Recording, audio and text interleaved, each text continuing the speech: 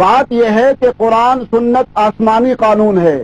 آسمانی قانون کے ہوتے ہوئے اس انگریز کے قانون کی ہمیں اجازت تو انگریز مسلمان قانون نہیں بنا سکتا کہ بلکہ محمد صلی اللہ علیہ وسلم کو بھی شارع قرار دیا گیا ہے. آپ بھی قانون نہیں بنا سکتے کہ محمد صلی اللہ علیہ وسلم کو بھی شارع قرار دیا گیا ہے. آپ بھی قانون نہیں بنا سکتے. رسول اکرم صلی اللہ علیہ وسلم نے جو کہا وما ينطق عن الهوى ان هو الا وحی یوحى، مولانا جو رسول اکرم صلی اللہ علیہ وسلم نے فرما دیا وہ قانون بھی ہے، وہ حجت بھی ہے، اس کو کوئی دنیا کی طاقت جو ہے وہ تبدیل نہیں کر سکتی. یہ آپ نے جو آج جملہ کہا میں سمجھتا ہوں آپ کو اپنے جملوں پہ غور کرنا چاہیے. آپ جس بات کے اندر وہ بات کہہ گئے ہیں کہ جس بات سے آپ کو خود استغفار کرنا چاہیے. رسول اکرم صلی اللہ علیہ وسلم نے حدیث کے ذریعے قرآن کریم کی تشریح کی ہے اور رسول اکرم صلی اللہ علیہ وسلم کی ہر بات حجت ہے، ہر بات ہمارے لیے دلیل ہے، ہر بات ہمارے لیے قانون ہے. مجھے آپ بتائیے اسلام کی تشریح خلفاء راشدین کے دور میں سیدنا ابو بکر صدیق نے ضابطہ بنایا، آئین ہی کو ضابطہ کہا جاتا ہے. سیدنا عمر بن خطاب نے ضابطہ بنایا، آئین ہی کو ضابطہ کہا جاتا ہے. سیدنا عثمان غنی نے ضابطہ بنایا، آئین ہی کو ضابطہ کہا جاتا ہے. سیدنا حیدر نے مرتضیٰ نے حیدر کرار نے ضابطہ بنایا، آئین ہی کو ضابطہ کہا جاتا ہے.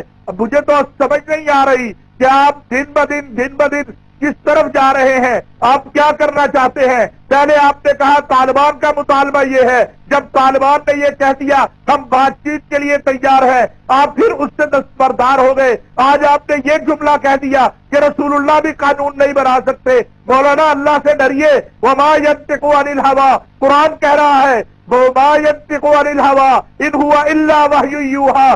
اللہ کا نبی نہیں بولتا، جو وحی ہوتی ہے وہی بولتا ہے. اللہ کا نبی قانون بنا سکتا ہے، اللہ کا نبی قانون دے سکتا ہے.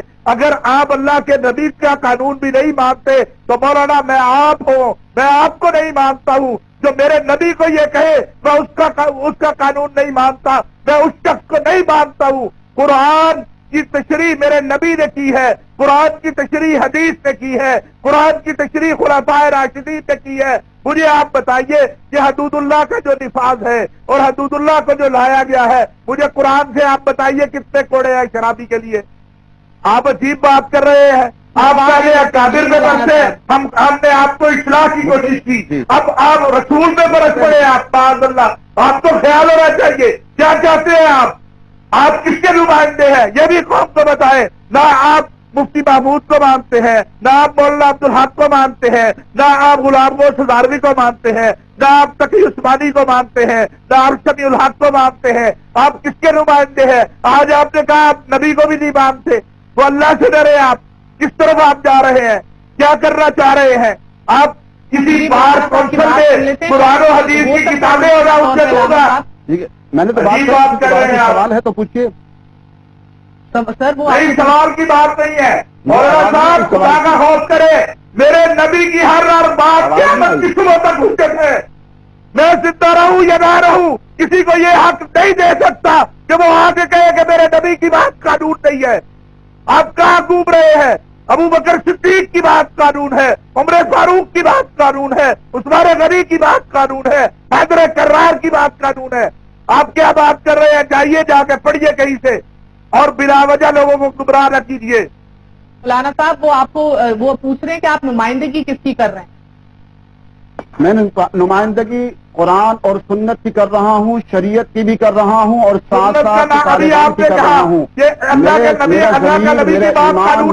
بہرا نہیں ہوں. میں اسلام پر اعتراض دیکھوں، شریعت پر اعتراض دیکھوں، قرآن و سنت پر اعتراض دیکھوں اور خاموش رہوں، یا تو سب خاموش رہیں. جب وہ خاموش نہیں رہیں گے تو میں کیسے خاموش رہوں؟ آپ پہلے کہاں تھے؟ آپ نے مجھے دکھتا نہیں دیا تھا کہ آپ کو بیبو معاہدہ لے آؤں گا. مولانا آج آپ نے اللہ کے نبی کی توہین کی ہے. آپ استغفار کیجیے وغیرہ میں وہ سارے معاہدے قوم کے سامنے پیش کرنے میں مجبور ہو جاؤں گا جن کے تحت آپ لوگوں کے بچے کروا کے نکل آئے باہر. آپ آپ یہ مت سوچیے مجھے اپنی زندگی کی پرواہ ہے، خدا کی قسم میں اپنی زندگی اپنے نبی کی عظمت کے لیے قربان کر دوں گا، مجھے میری نبی کی عظمت چاہیے۔